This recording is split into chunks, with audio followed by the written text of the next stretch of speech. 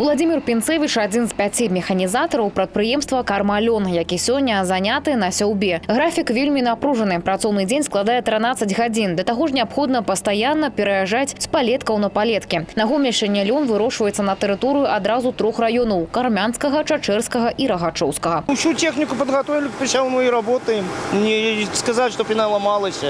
Трудимся.